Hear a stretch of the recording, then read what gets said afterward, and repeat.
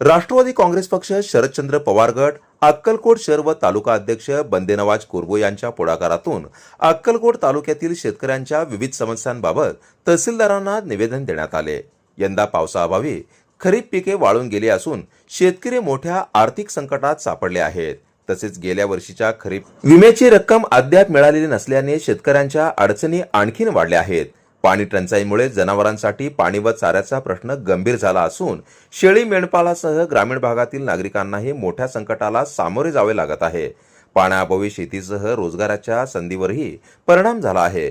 या पार्श्वभूमीवर शेतकऱ्यांच्या अडचणी लक्षात घेऊन प्रशासनाने तातडीने उपाययोजना कराव्यात अशी मागणी निवेदनाद्वारे करण्यात आली। दुबार पेरणीसाठी आवश्यक भरपाई देण्यात यावी, यंदाच्या खरीप पिकांच्या नुकसानीची भरपाई मिळावी, तसेच प्रलंबित पीक विम्याची रक्कम शेतकऱ्यांना लवकरात लवकर मिळवून द्यावी अशी नम्र विनंती करण्यात आली। निवेदन सादर करताना मल्लीनाथ पाटील, बैलप्पा पुजारी, समाजसेवक संजीव कुमार भोसले, इमाम करिजगी, शिखर दगरू पटेल, स्वामीराव ढोबळे, चांद बागवान, नावदगी, मौलाली मुजावर आदींसह राष्ट्रवादी काँग्रेस पक्ष, शरदचंद्र पवार गटाचे पदाधिकारी व कार्यकर्ते मोठ्या संख्येने उपस्थित होते।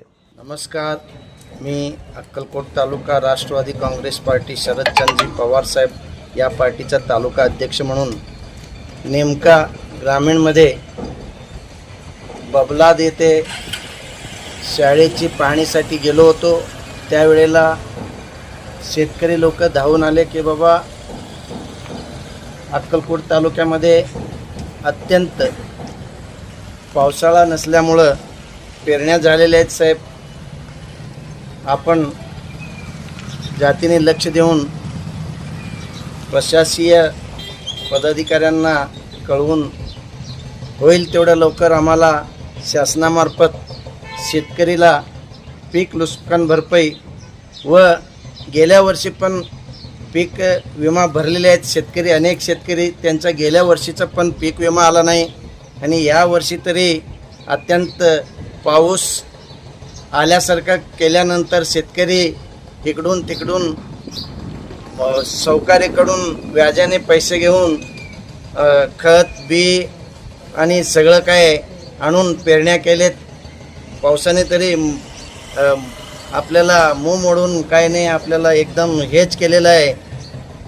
म्हणून त्याच्यासाठी शेतकरीला दिलासा देण्यासाठी काहीतरी प्रशासकीय शासनाकडनं आम्हाला शेतकरीला एक समाधानसाठी म्हणून काहीतरी नुकसान भरपाई द्यावं म्हणून विनंती करण्यासाठी माननीय तहसीलदार साहेबांना निवेदन देण्यासाठी आम्ही सगळं शिष्टमंडळ घेऊन आलेलो आहे।